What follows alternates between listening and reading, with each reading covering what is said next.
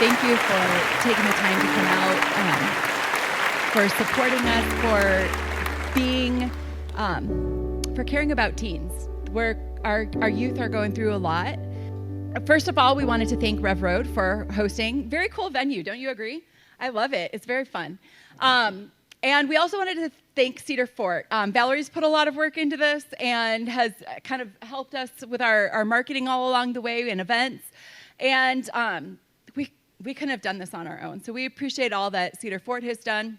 I'm going to go ahead and introduce myself, Jen Doty, and I'm an adolescent researcher by trade. I work at the University of Florida, and I have a degree in family science. I trained as a postdoc in adolescent health, and they say that all research is me-search. Let's just say that as we wrote this book over the last 5 years, this was a lot of like my own self-reflection and talking with Jess, our conversations that made it into the book. Yeah, and my name is Jessica Peterson, and I'm a clinical social worker. And as Jen said, it has been an experience to write a book and an experience to reflect on my own parenting and the parenting of others and the research and what it says about what I can do better. So that has helped me to parent, to be researching and thinking about it. Just real quick, I also want to introduce our panel. We'll introduce them in more detail later, but just want to say thank you for coming. We have a panel of 4 young adults that are also going to talk to us, so excited for you to hear what they have to say. Cool. So let's get started with our presentation, Building Emotional Resilience. So this is what I feel like sometimes as an adolescent researcher. I feel like this little ship with this big wave of overwhelm and need sometimes right now, because the numbers have been really astounding over the last few years. Mental health among youth and teens has been going down for about 10, 15 years. And it used to be that the numbers coming across my desk were something to the effect of like 1 out of 4 or 5 kids were having mental health issues. And then before the pandemic, it was 1 out of 3. Just about a month or 2 ago, there was a national study that came out and said about 1 out of 2 of our youth are struggling with mental health problems. And so sometimes it feels like we're in this little boat trying to make a difference against this wave of need. At the same time, there are ways to not just combat it, but to promote mental well-being. And that's my life's work. It's our life's work. And we want to share with you some of what we've learned. Yeah, so how do we promote resilience in teens?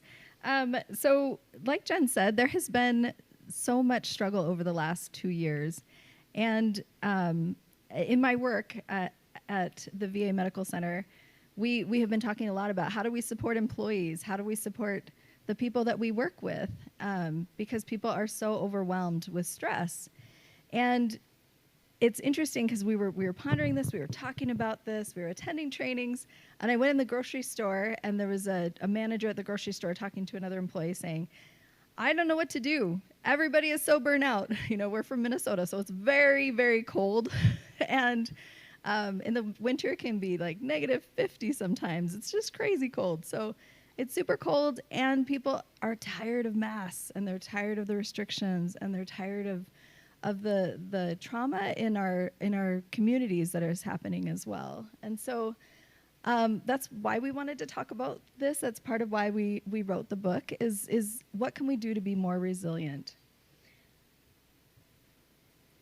So if one of the things we thought about when we were thinking about this presentation is that if you're here and you're listening as a parent, being gentle with your teen during a time when things are hard for everyone is really important. If you're a teen, it's important to be gentle with your parents because they're also struggling. And that's one of the things that we had talked about. So we have a few tips. The rest of our presentation is focused on 3 areas that the research shows builds resilience. And so the 3 areas are, first, finding balance. And one of the things that we find with parents is that we tend to swing to extremes, right, teens? Like parents react big time maybe when maybe they should be a little like, okay, we can handle this. And we're going to talk a little bit about approaching mental health from a more holistic point of view. And then Jess is our connection expert, so I'm going to let her take that to explain that. Yeah, and we're going to talk about connection too. One of the things that we've found that is helpful to focus on is a connection to between the parent and the child, a connection to the community and being engaged in the community, and a connection to spirituality. And so the last point, and again, the research shows that, is that if we have a purpose in life, it helps our mental health. It helps us to have focus. It helps us to have a purpose. And many of the folks here share religious background. There may be a few who don't. But this can often be a sense of spiritual purpose. And there's a lot of nihilism out there. And I don't know if you guys know the word nihilism, but it's really this idea that there is no point. The point is that there is no point. And we really suggest fighting against that mentality. So we're going to talk a little bit more about that. So finding balance. I want to invite you all to imagine for a minute that you are one of the children of Israel. And you've just escaped Egypt. You've just survived plagues. And you're free. And at first, this freedom is exhilarating. You're in the desert. There's a pillar of fire in front of you by day. And there's the cloud at night, I believe. And so you're going along. You can feel the presence of God. And it's all good. And then you come to the Red Sea, and in front of you, this Red Sea, you know you have to cross it. You don't quite see how you're going to cross it yet. And then in the crowd, you start to notice some stirring. And people are kind of looking and pointing. And you look off into the distance, and there's a big cloud of, like, dust. And as you watch, you realize it's Pharaoh's army. And you start to freak out inside just a little bit, right? And the scriptures say in that moment that the children of Israel turned to Moses and complained bitterly. They said, "What in the world were you thinking? I was happier as a slave back there. Why didn't you just leave us to be slaves rather than take us into the wilderness to die?" In that moment, the children of Israel are experiencing a classic fight or flight. And they turn to Moses and they want to fight, right? The other reaction is to run. But they can't run anywhere because they're kind of trapped. So that is a classic example of this fight or flight syndrome. And so take your hand for a second, touch the back of your neck. So in the back of your, like in about an inch or two in front of your hand is a small almond-shaped figure, piece of your brain called the amygdala. And the amygdala is the fear center of our brain. And it has a couple buddies in there, the hippocampus and a few other structures. But essentially, that is what we call sometimes the reptilian brain. If you've ever seen a lizard running around, starting, it's this idea that we're always scanning for fear. And that's the function of that piece of our brain. And, you know, back in the days when there were lions and tigers and bears that we had to deal with on a regular basis, that actually was a really helpful function because you could run when you needed to, or you could fight when you needed to, and you could survive and pass your genes on, right? And that's why we're all here. But in 2022, if we're always stressed out, if we're always startling, if we're always reacting to everything around us, that can become a problem over time. So in that moment, Moses turns to the children of Israel, and he says, "Be still and see the salvation of God." And he goes on and he tells them to hold your peace. And I think that's an interesting phrase because it implies intentionality, right? It's not just that peace is going to come by osmosis. It's something you have to hold on to. And so there's an action around holding your peace. And so when we talk about finding balance, we're talking about this idea that we are going to have negative reactions to the things around us in our world. We're going to be angry and upset. We're going to be afraid of things. And that's honestly, that's part of the way we're made. That's part of what God gave us, is this. He gave us the amygdala, right? That's part of our and it has a function. But how we react to it, how we intentionally hold on to our peace, is something that we can work on over time. And so we can first start to be aware of our emotions, and then we can start to practice how to regulate, how to hold on. So if you touch your forehead, this is the very last piece of our brain. Behind our forehead, it's the prefrontal cortex. And it's the last piece of our brain to develop. So teenagers, your brains are growing, and that's the area that it's growing. And so parents, it's important for us to know that this isn't fully functioning right yet.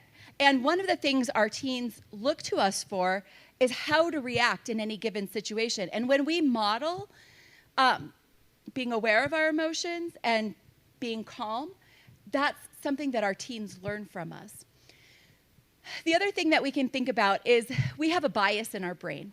We focus on the negative, but we want to do the opposite. We want to we want to be intentional about building positivity and focusing on positive emotions. And that can look like a lot of things for a lot of people. It can look like gratitude journals. It can look like practicing optimism. It can look like being compassionate to other people. But we want to be intentional about building those positive emotions.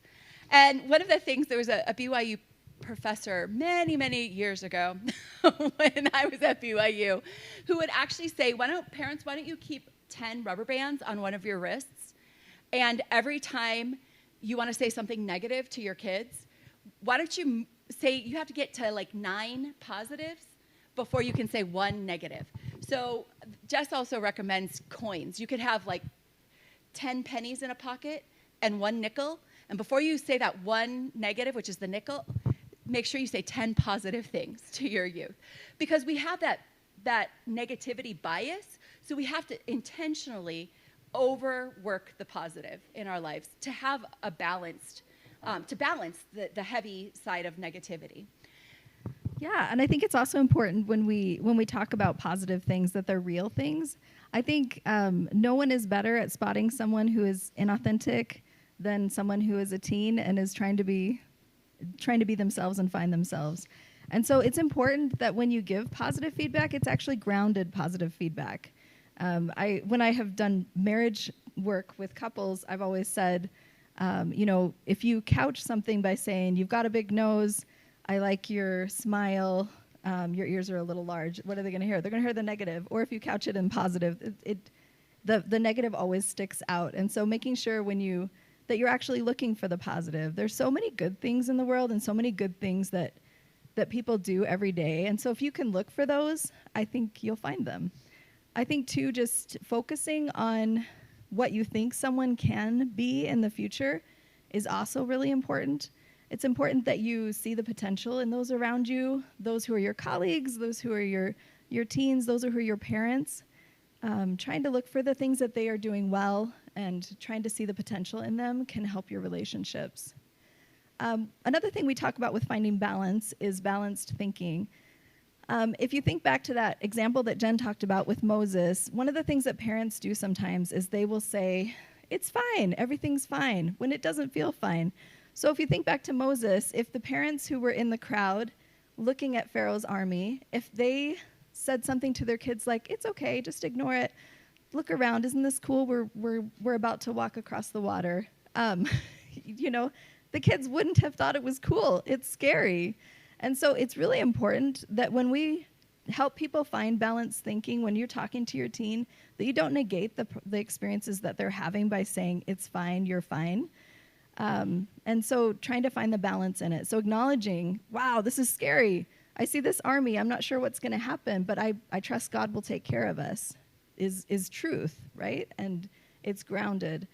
That can also be, if they have bad days at school, they're doing, Say they just bombed an algebra test and you're like, you're going to be a doctor, it'll be fine. And they're like, no, I'm living in your basement. I can't find anything. There's no way I'm getting through school. It's just important that you acknowledge that things are tough, that, you do fail tests. It doesn't feel like you're going to make it. I have faith in you, but we can work on this together. Maybe there's something different that we can do. But listening first and acknowledging first before you move forward. And that's part of helping kids find balance. It's part of helping teens find balance. Another thing that's good to keep in mind if you're a teen is thinking of your parents in a balanced way. Your parents make mistakes all the time, and sometimes those mistakes are glaring. Sometimes you can tell that they are really not cutting it. Maybe they lost it on a day and they struggled. So when that happens, trying to think about the times that they haven't lost it and trying to see the balance, your parents as balanced people too, can be really helpful. Hard, but helpful. Yeah. Easier said than done, for sure. So the next thing we were going to talk about is connection.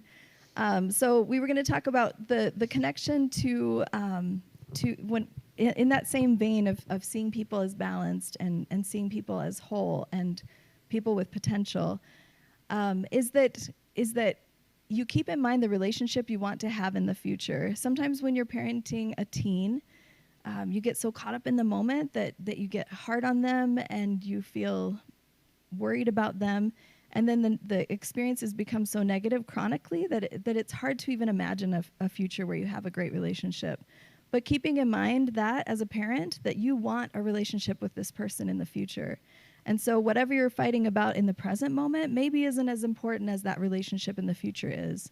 And the same goes for teens. When you're thinking about your parents, you're going to want their support. You want somewhere to go for Thanksgiving and Christmas. You want to be able to ask them for advice the first time you do something that's really hard for you.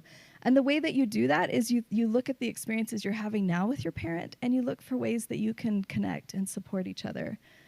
I think one way that's helpful that way is looking for interests that you both share and trying to build on those. So maybe you really like canes and you go to canes, or maybe you really like going on walks. Maybe you really like water. Maybe you like to swim. Whatever it is, trying to find things that you both enjoy so you can have positive memories to build relationships off of is really important. Another thing that we find important is connecting to the community. It's so important in this day and age to look at ways we can build up the people around us. And so finding causes you believe in together as a family is a great way to connect with the community and with your family. Finding ways to connect with the environment and taking care of the environment is important. So just looking for ways to connect with both the community and with each other. Connecting with God. I want to tell you another story. I come from a long line of storytellers. So, researcher, her name is Lisa Miller. She's working with a data set. She's trying to find the influence of spirituality. And the way she defines spirituality is not connection to a religion, but a relationship, a personal relationship with God or with a higher power. And she can't find it in the data set. And she's working on it. She's trying to get her dissertation done. She doesn't know if she's going to be able to do it. One day she's working on a Sunday. She's on the train in New York City. And she sees a homeless man walking up and down the aisles. And he's kind of belligerent. He's asking people if they have any food. And she sees a grandmother and a granddaughter dressed in their Sunday best. And she sees them look at each other and nod. And then they turn to the homeless guy and they pull out their lunch and they say, "Would you like a sandwich?" And she's looking at this and she's like, I think it's that relationship. It's the nod between the grandmother and the child that makes the difference. She goes back, she gets off the train, she goes to her data set, she's working the numbers, and instead of looking at individuals, she starts looking at families. And she finds that when there's a parent and a child who both have that spiritual connection with a higher power, that it reduces the likelihood of depression by 60%.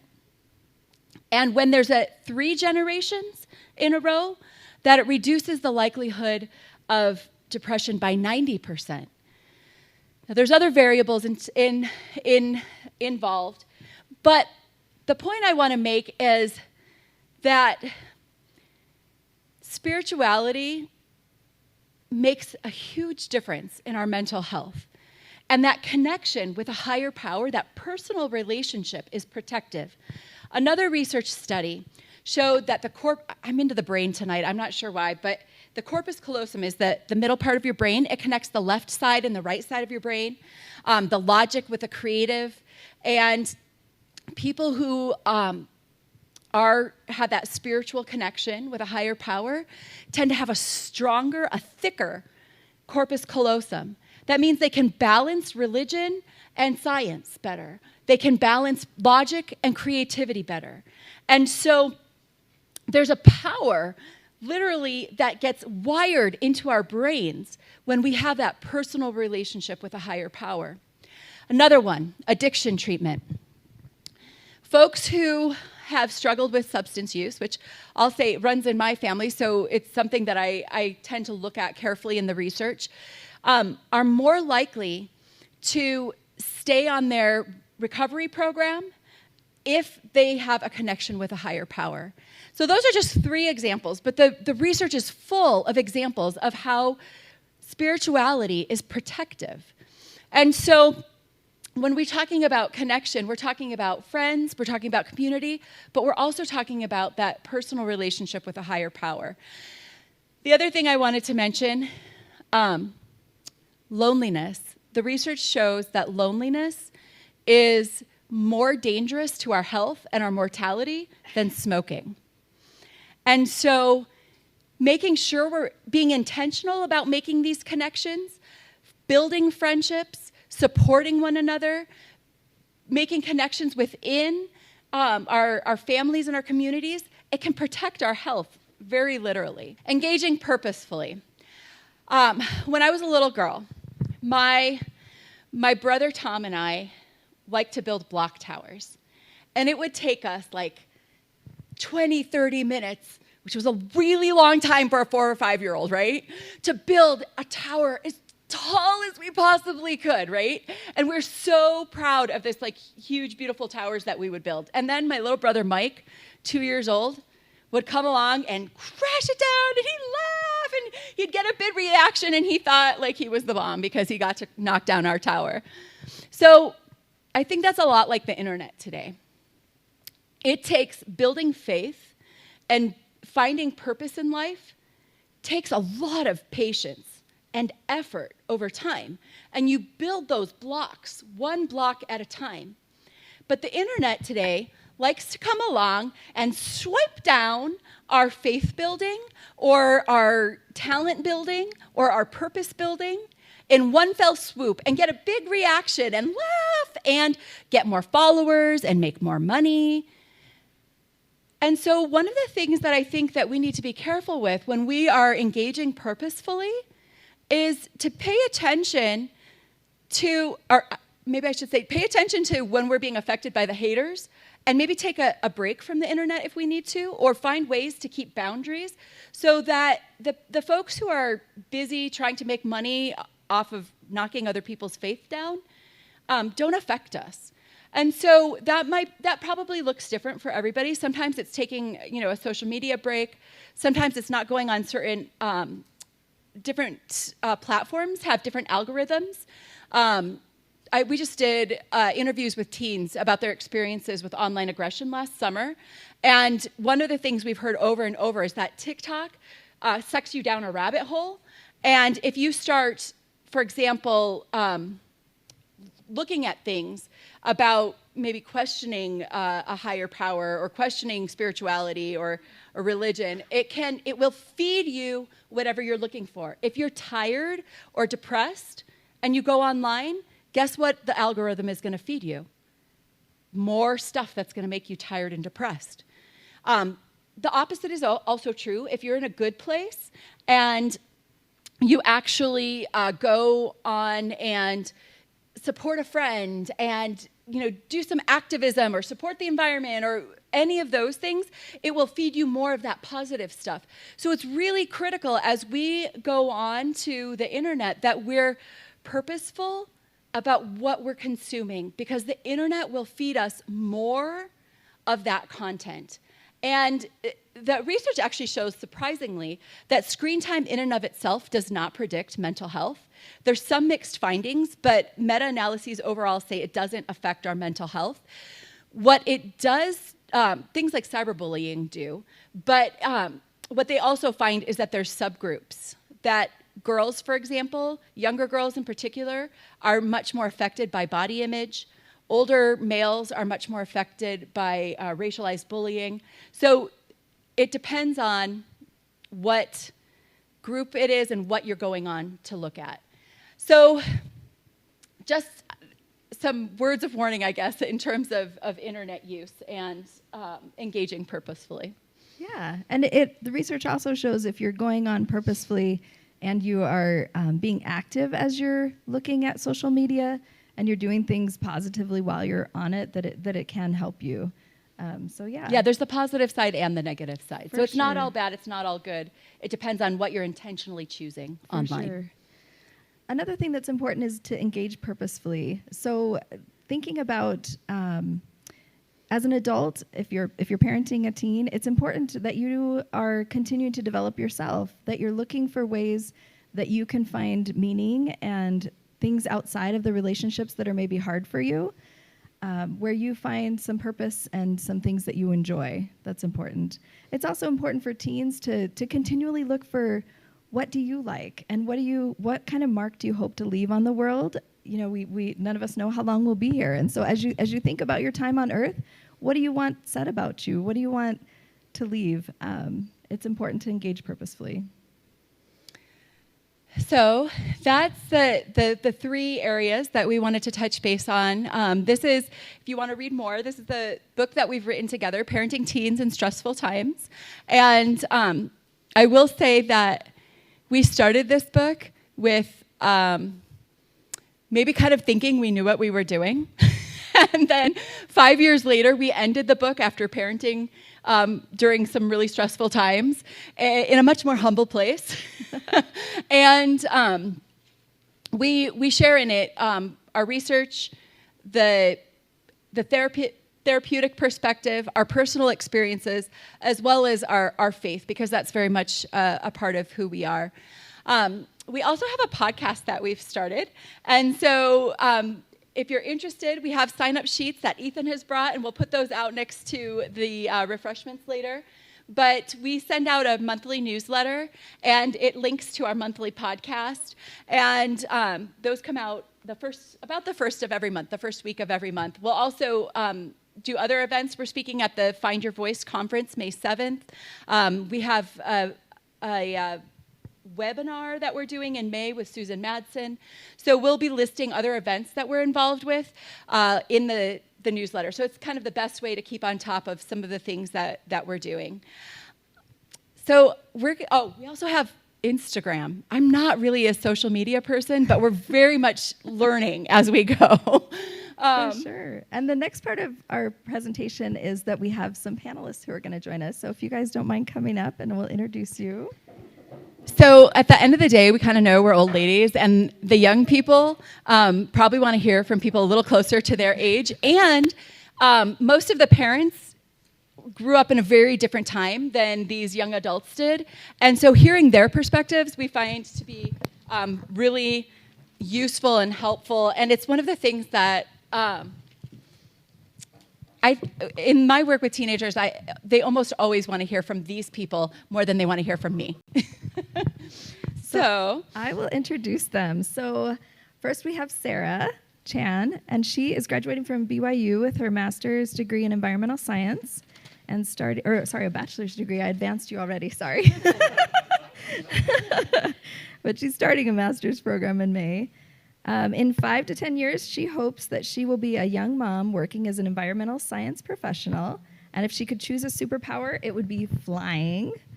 And She enjoys baking, hiking, learning Chinese, and her favorite shows to binge are New Girl and Jane the Virgin. Brett is next. Can you wave so they know who you are?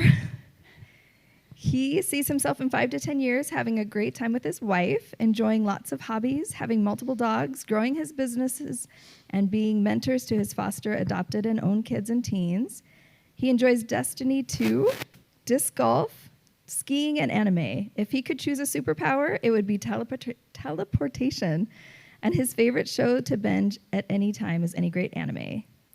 Zach, if you could wave. He is graduating with his bachelor's degree and entering an MFT program, Marriage and Family Therapy. He, in 5 to 10 years, sees himself either 2 years into his career as a marriage and family therapist or finishing a PhD, which is an awesome undertaking.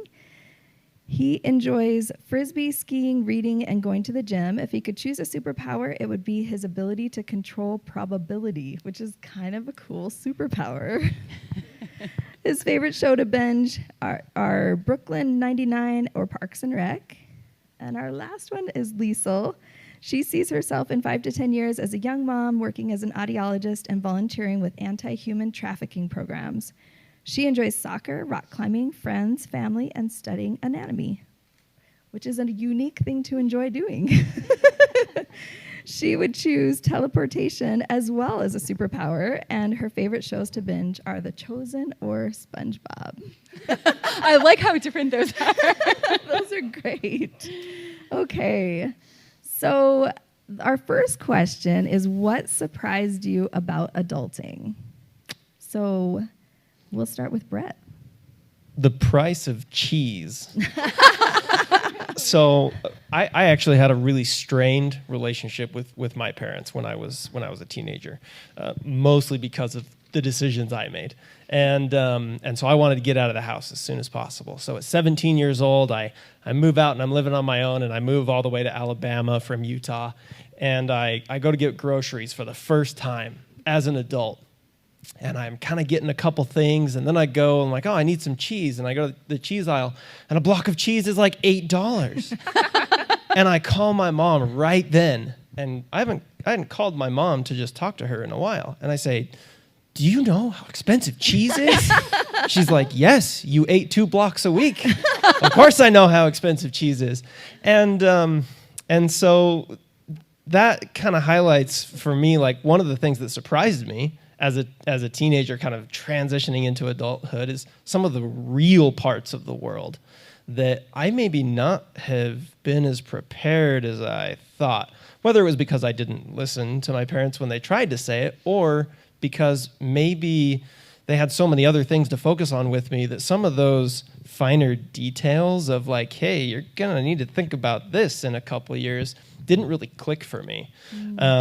So that surprised me. But the other thing that surprised me in that scenario was how quick I was to just up and call my mom, who I didn't have a good relationship with, as soon as something happened in a very real sense when I wasn't living there anymore. And that was another really surprising thing to me. And the other thing that has continued to surprise me is how much my relationship with them has grown and flourished over the years, and how, as my perspective and the horse blinders start to peel their way back, my relationship just gets stronger with them. So that's that prefrontal cortex growing. Yeah. And perspective. Life brings you perspective, right? Zach, what about you? Yeah, mine wasn't cheese. It was actually laundry detergent. I didn't realize how expensive that was. So I still just buy a big tub once a year and call it good. So, but what really surprised me was just how different other families were than mine, because I feel growing up, you get to know your family pretty well, and you kind of start labeling everyone else's childhood or everyone else's upbringing or rules as that. Like, it's just that for everyone. So it was really interesting learning how different that was for each individual.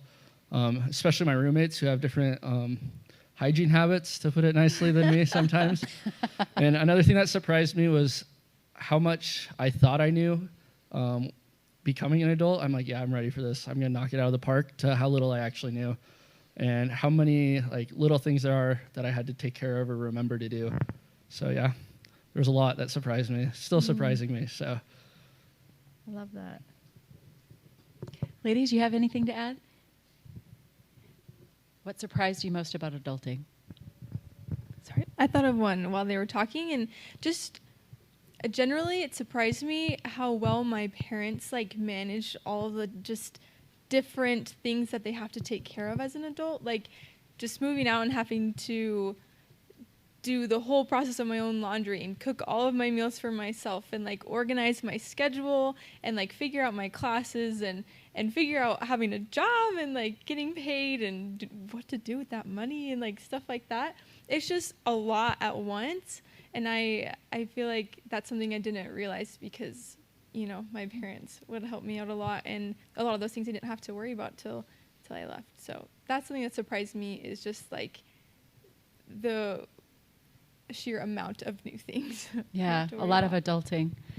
Sarah, you're going to get the next question here. How we talked in our presentation about the importance of connection and how powerful that can be and how that can reduce risk. Social support is a huge factor for health and mental health and all of that. So what helped you to make and keep good friends when you were a teenager? I feel like the way that I often make friends is I find people who do the same things as me, so they're forced to see me all the time, and then I try to hang out with them outside of the times they're forced to see me. And then if they're not sick of me yet, I keep them. And so I think one of the main ways I made friends as a teenager was just the people who happened to be around me. And I think that's something that I have definitely kept up into my adult life. I don't know how to reach out to people outside of my sphere of influence, but I feel like I have become better at getting to know those people really well. Like my husband used to be my coworker, and and so I think finding the good people around me and sticking close to them, because they seem to know what they're doing, has been really helpful for me. The second part of that question was, has that affected your adult relationships? But I think you kind of already answered that. Yeah. How about the rest of you? What were some of your strategies for making and keeping friends? Because that's a huge deal when you're a teen and you're going into middle school for the first time, or going into high school, or going into college for the first time, or living on your own for the first time. Yeah, I'd say for me, it was just getting involved. I had friends who were very similar to me. Like we did all the same sports. We played lacrosse together, or we skied together, or we went to church together. And then I had a lot of friends, and some of my closest friends still are people who, when I look back, I'm like, we're friends. Like, I don't think we should be friends. This doesn't make any sense. But it's the people who have pushed me to grow, and I've pushed to grow, and we've been able to like have that growth together. And finding them is just kind of like one of my best friends I met in the bathroom. He introduced himself while I was using the bathroom. And I was like, dude, what are you doing? And he's still one of my best friends. So I would not recommend that. That's weird. I shouldn't have responded.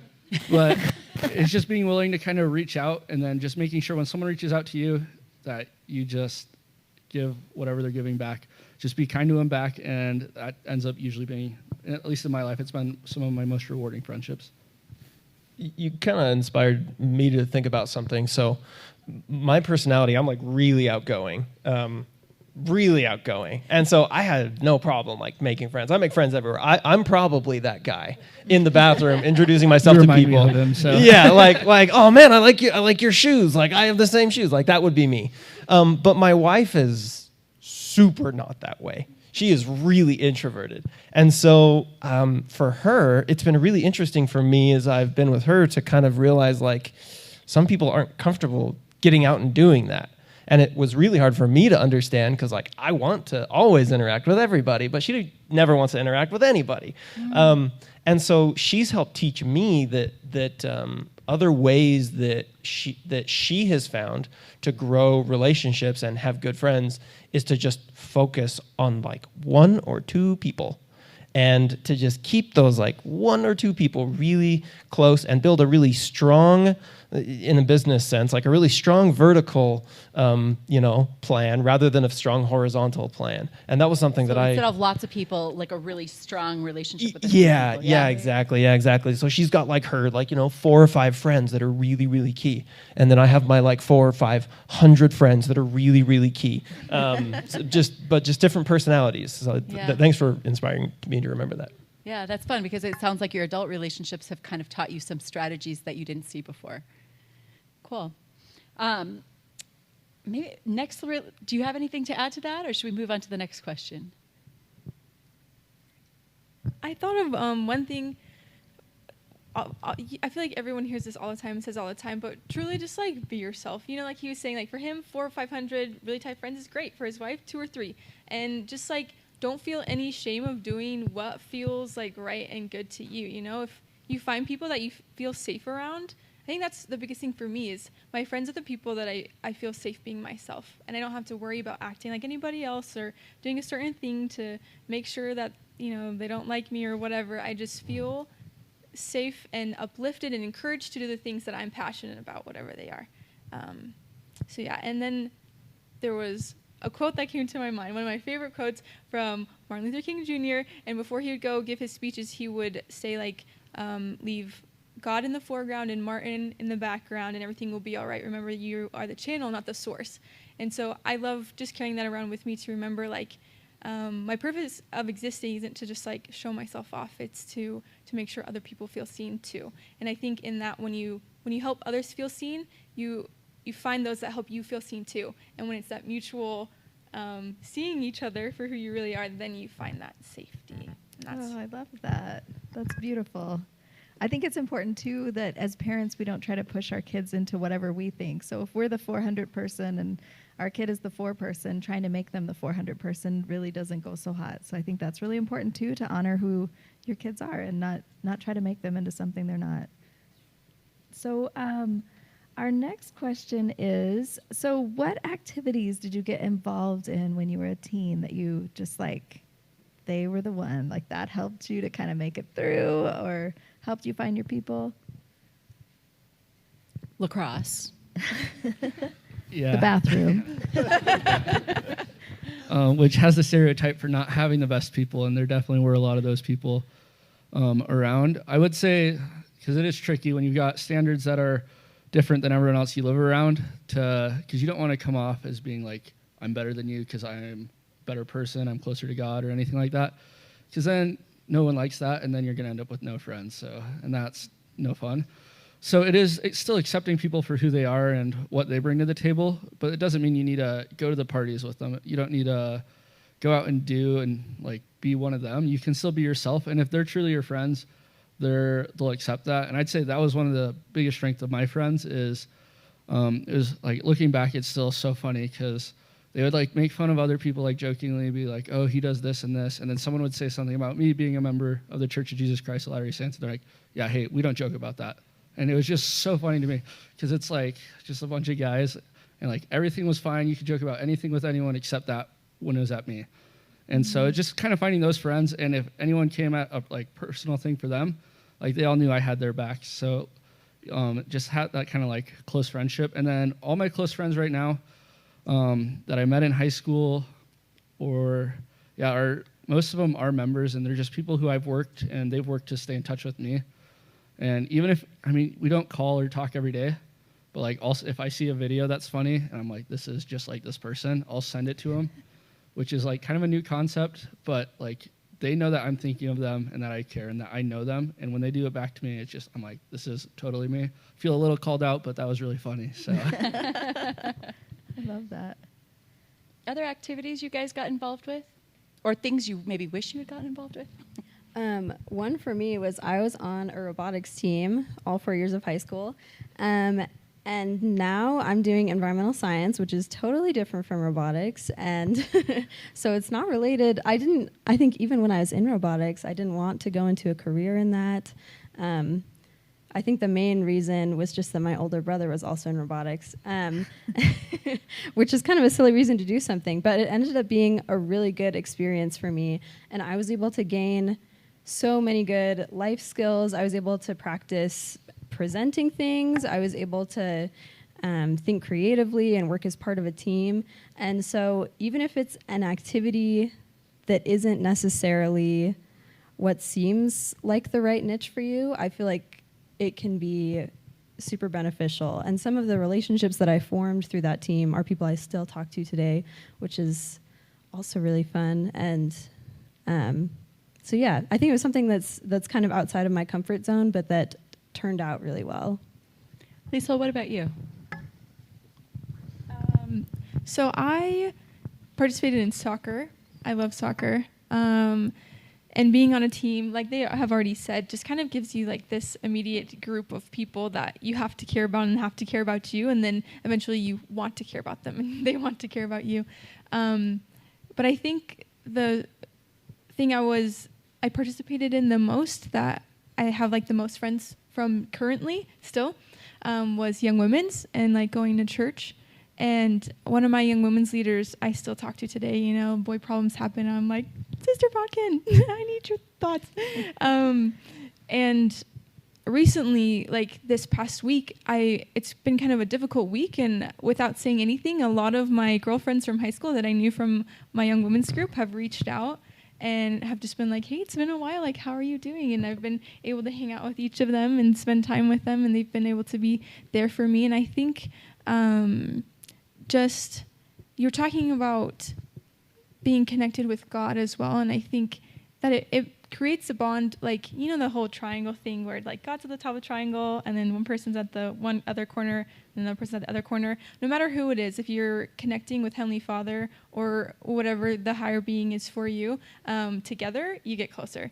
And so I feel like for me that was really critical to learn about God and spirituality with my peers, and it connected us in a really unique way. I love that. Thank you for sharing that perspective.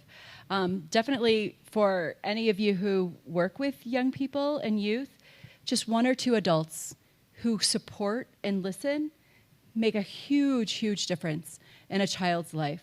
You know, whether that's at the dojo or at the schools or counseling or seminary, whatever it is, one or two adults can make all the difference.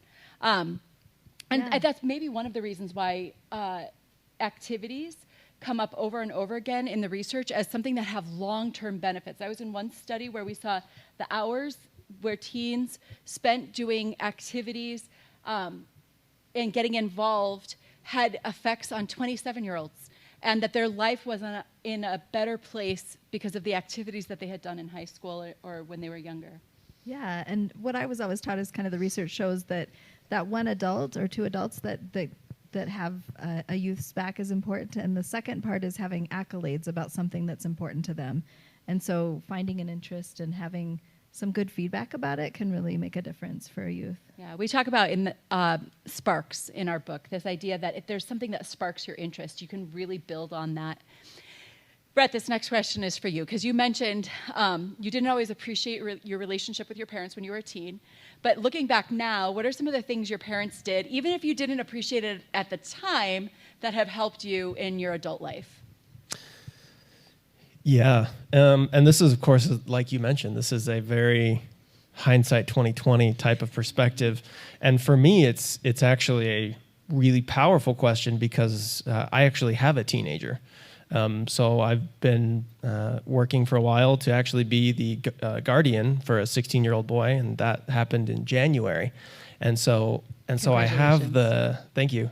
So I have this really interesting scenario where I was a teenager not too long ago, like 15 years ago, but now I have a teenager all of a sudden. So I get to really quickly retrospect back to what my parents did. And of course, I have things that like I maybe would do different, but some of the things that I really think they did really, really well was they consistently let me know that they loved me and the decisions they were making were for my benefit, but they also apologized frequently. They would regularly remind me that they had no idea what they were doing. I was the oldest. They had no clue if this method of discipline was a good idea. So for me, it was throw it at the wall, and if it sticks, great.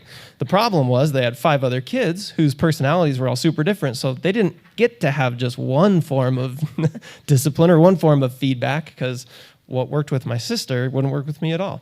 But the thing that they did, as far as like when something wouldn't work, they would apologize and say, "Hey, we're figuring it out. We're trying this." And as I work with my teenager on things, and he's just incredible and motivated, I remind him frequently, "Hey, I didn't even get to have a kid, so now I have a teenager, so this is brand new for both of us, but like we're going to work through it together." And so reminding him that everything I do with him is out of love and that I want what's best for him, and that apologizing when I might not have sent the best text, or maybe when he brought something up I was too harsh because my expectations for him are way up here and there's no way he could really hit all of them all the time. So just trying to remember that penny coin thing is good. Yeah. What about the rest of you? What are some things that your parents did that have helped you now that you're an adult?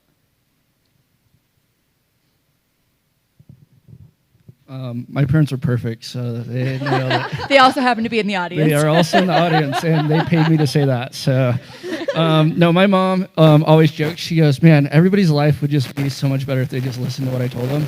And looking back now, I'd have to say there hasn't been a time she's been wrong. So that's pretty impressive for her.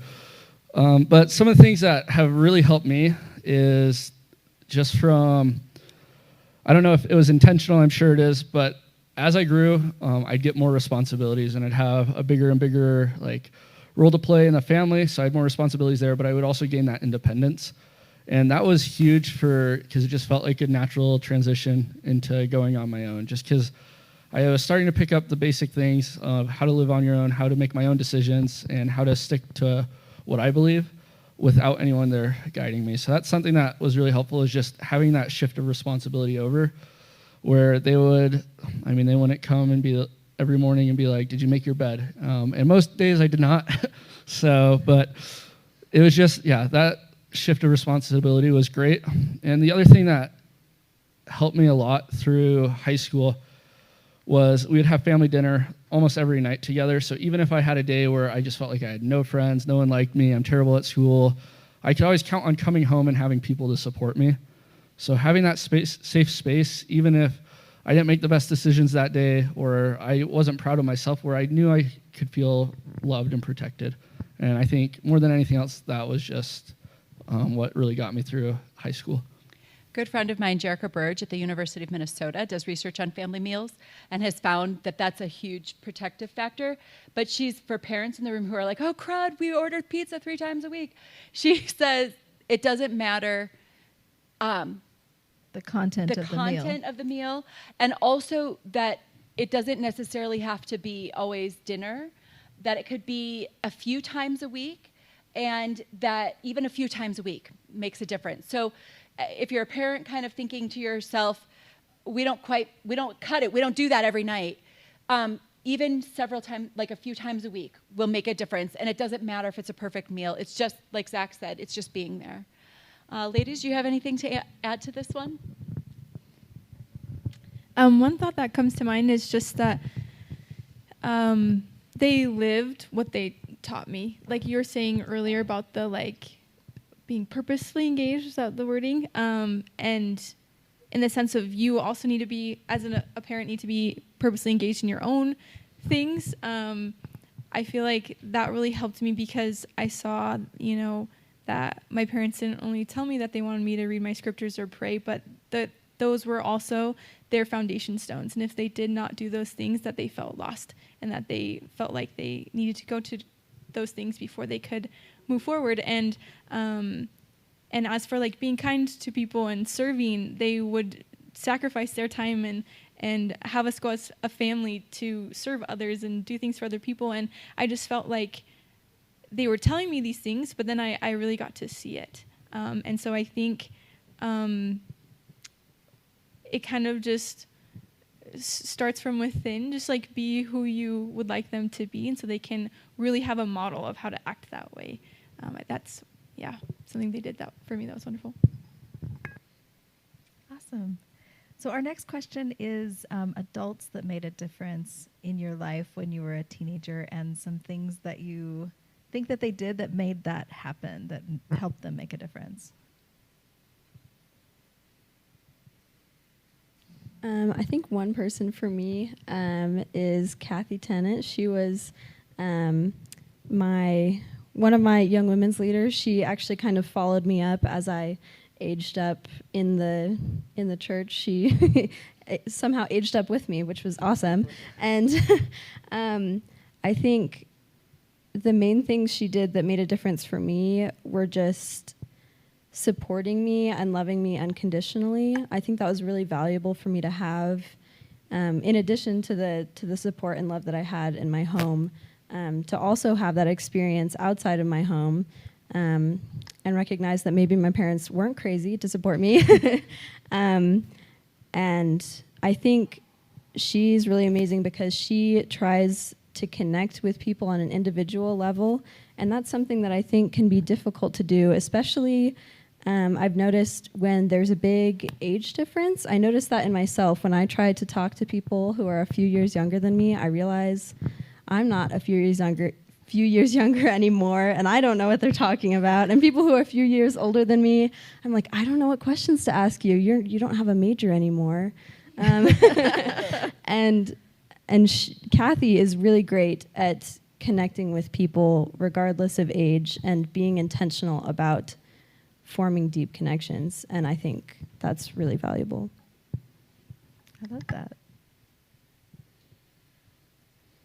For me, it would be either probably my grandpa would be the person, and the main reason is he listened.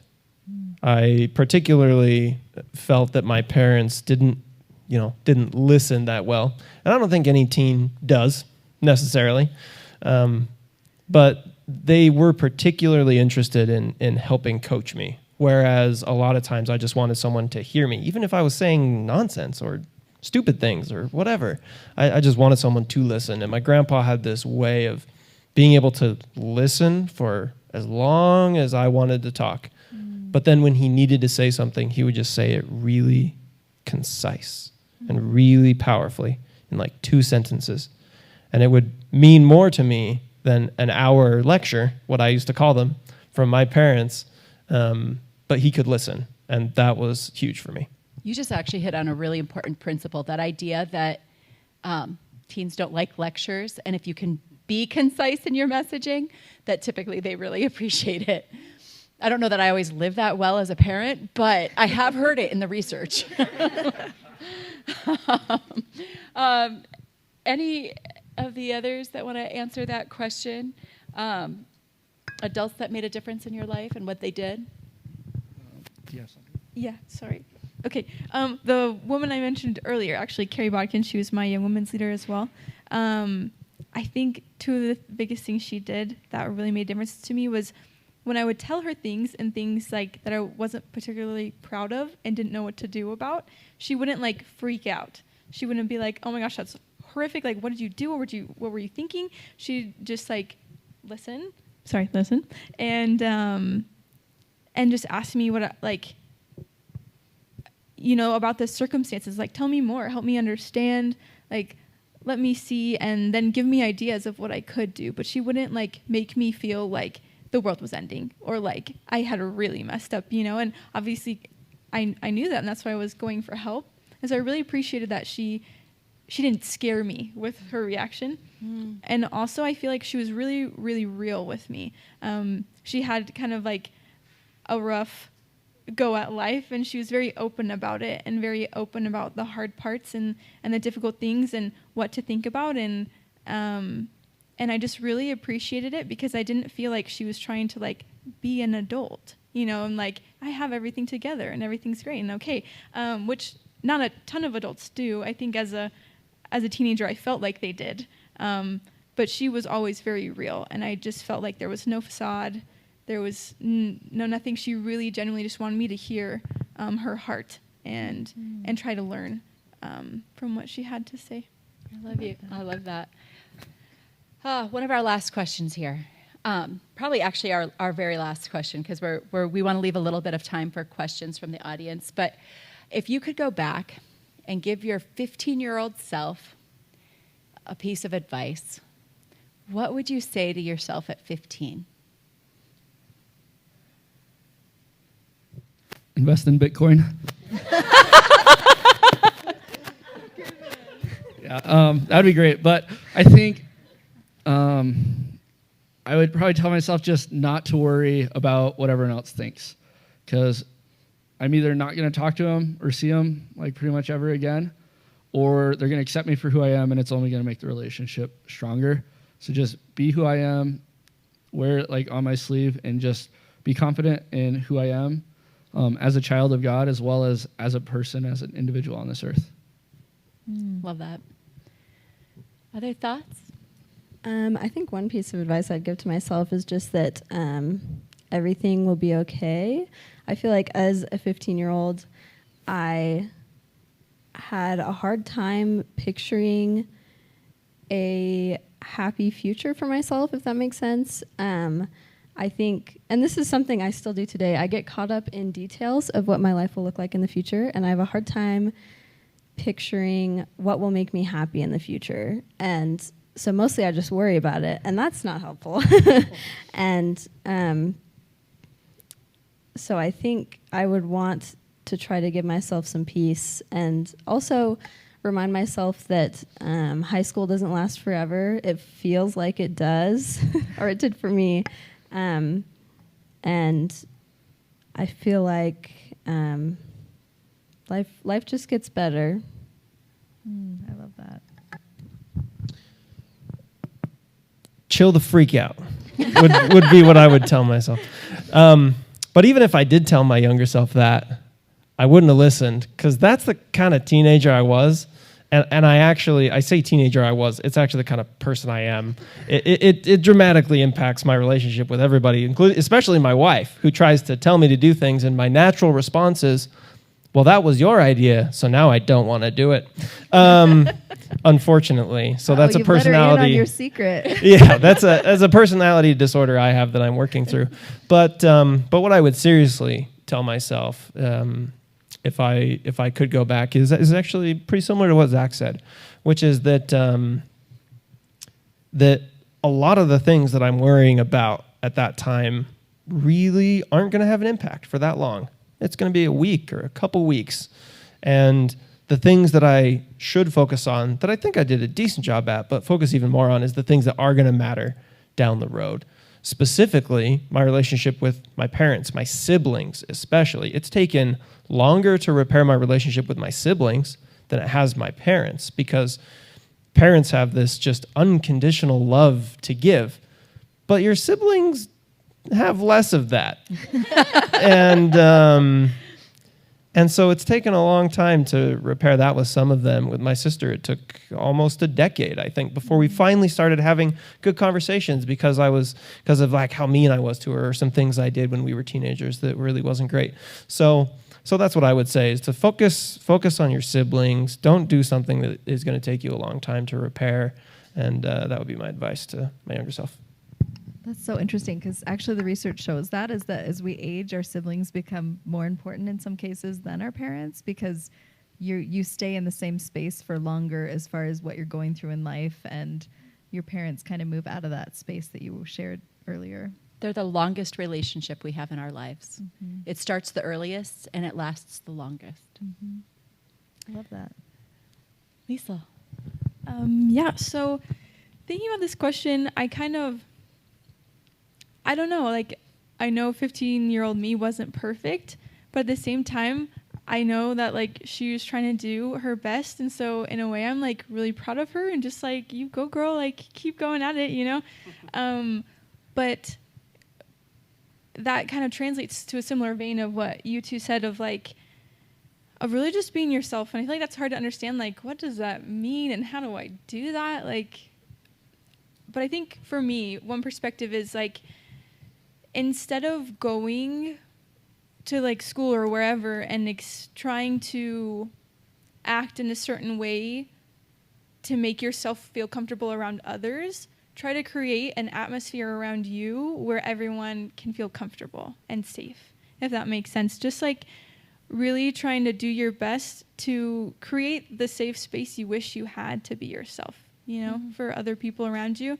And I would tell myself that, to just go and and be that safe space. I love that. Can we give a round of applause for our young adult panel? A lot of wisdom there, guys. We appreciate you coming out and spending the time tonight. And I think... And being vulnerable and sharing your information and your stories. It takes a lot of courage to do that, and we appreciate you. And you're a lot closer to what these guys are going through than the rest of us are. So hearing your perspective, really, for the parents in the room too, hearing your perspective, I think is probably comforting for a lot of the parents too. So we wanted to take a few minutes just to open up to any questions or responses or thoughts that you have, feedback, just for the last few minutes before we close up shop.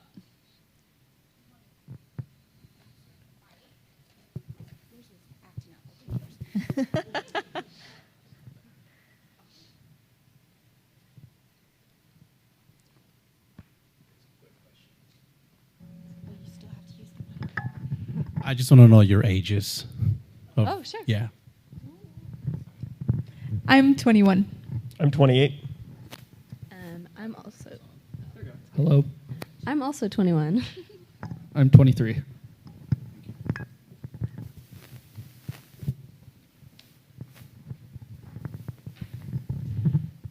So one of you mentioned, I took good notes. You said, don't worry about what others think of you, but that's what all our teenagers worry about. So what advice would you give them about that? That's a great question. I would leverage the power of the amygdala and say, worry more about this and this than you worry about what this person might think. So for me, it would be to shift that focus. And one thing, a question that was asked that I didn't answer was, what are activities that we got engaged with in high school? One of the things I didn't do in high school was cars. I know nothing about cars. I know the word transmission, and that's about as far as it goes. But my teenager is obsessed with cars, muscle cars, like car mods, and he says these words, and I'm like, yeah. But what I try to do is focus on that with him and help drive that thing he's interested in, so that he worries more about that than about the girl who broke his heart last week or this. So just trying to increase the worry on something that they're passionate about rather than having the worry be someone else, because teenagers are going to worry regardless, so they might as well worry about something you can worry about with them, would be my thought. Yeah, just something super quick on that. I'd say, I think what I would have liked to heard is just worry about everyone else around you more than worry about how you see them, not how they see you. And I think once you start giving, because especially teenagers that I've worked with are just amazing at giving everyone the benefit of the doubt, seeing them for who they really are. And then as you shift your focus to worrying about other people, you'll stop worrying about yourself as much, and you'll be able to see yourself with that same kind of mercy, that same openness and understanding and acceptance. There was actually a story about that in the Ensign that kind of goes along with what you're saying, where a young girl had a hard time in high school and she was struggling, and she asked her mom for advice, and her mom said that she would put the group of girls that she was worried about, she put their name in a jar, and then every day she'd draw one out, and she'd do something nice for that person or try to focus on them for that day and trying to connect with them. So you're right, connecting with some other people can help us to not focus on our own, how we appear to them. There's some type of quote like, if you spend all your time thinking about others, you don't have time to think about yourself, or something. Yeah. Your comment actually goes with something that I thought about, but I think the answer for each teenager is going to be very different, because each teenager is very self-conscious in a very unique way. Each teenager's nose is shaped differently, and that could be their thing. Or, I'm really short. I'm 5'2", so that was always kind of a thing for me growing up. So I think there's not necessarily one answer, but it would be to talk to your teenager and try to work with them through those thoughts of you're really, it's you care a lot about what people think.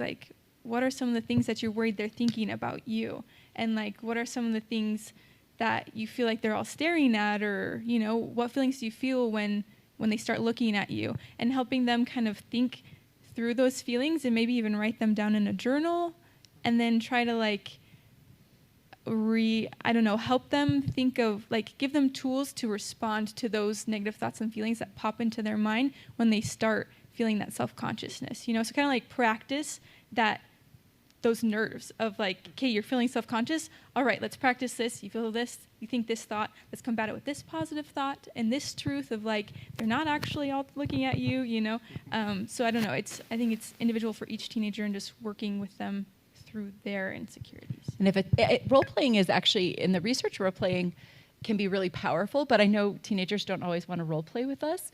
And so I think falling back on Brett's grandpa's, just listening too, can work. So, and like you had said earlier, sometimes we just have to try different tools with different teens, because not all the research too, the one thing I like to remind people is all the research is averages. Maybe you don't have an average teen, right? So when we're thinking about averages, okay, this works in general, but we may have to have an entire toolbox to use, and those different tools will work with different teens. So I think it's important too, like Lisa, when you were saying that it's good to help your teen be vulnerable with you, that if kids are vulnerable with you and they share what they're struggling with, that you're really cautious not to use that in humor, that you're cautious not to share that information with other people so that they feel like you are a safe person. I see that sometimes where people will kind of joke or something about something that has been really sensitive, and that can, in the moment, maybe even the teen laughs, but it doesn't feel good. So just watching that, I think, is really important. Yeah, and then they won't share again. Mm-hmm. So, what other questions, comments, feedback?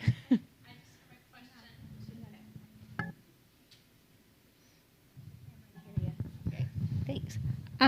Panel, I just have a question about the importance of sleep as a teenager. Oh, that is such a good question. One thing I would say about it is I think sometimes it is seen, even though everyone knows it's good to prioritize sleep, sometimes it can be seen as a bad thing if you prioritize sleep for yourself.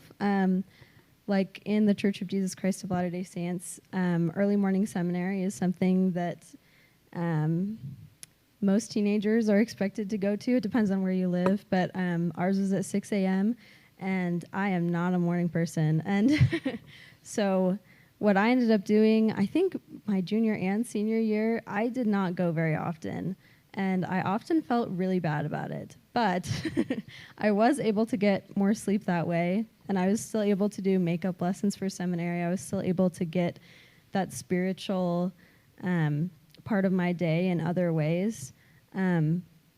So I think recognizing that things like early morning seminary might not be the best for every teenager is really important, and something that's not talked about very often, I feel like.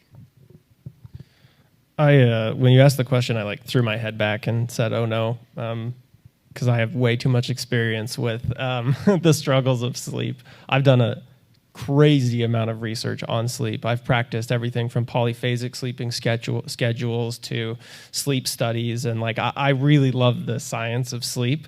Mostly because I was bad at it, and my teenager is really bad at it, and so your question was, what's the importance of sleep? And I would say it's super important. However, the act of helping a teenager get sleep is something that is just crazy hard, especially for certain teenagers. And for me, it was really hard. And so if the underlying question is how to help teenagers get more sleep, I think one way is to have a good family nighttime routine that focuses on peace at the end of the day. Even if they go and do their own thing afterwards, at least they've got something. And like I say, I'm not an expert, but I am an expert in being bad at it. So I can talk to you all day about that. I think sometimes it becomes a badge of courage too, how little you can get by on even as adults, that sometimes we have this badge of courage of how little sleep we're getting. And I think another thing is just watching teens to make sure they're not too busy, and helping them learn to prioritize, because that's a skill we need as adults too, right? Is what things do we prioritize? What things are super important to us? What things are kind of important to us? What things are non-negotiables. And I think that's important to help teens kind of siphon that out in their teenage years a little bit and prioritizing their bodies and themselves over activities. Lack of sleep manifests as, it looks like depression. And so, can manifest, can act as depression. And so, super important to prioritize that. Any other last questions before we wrap up? Thank you so much, all, for being here.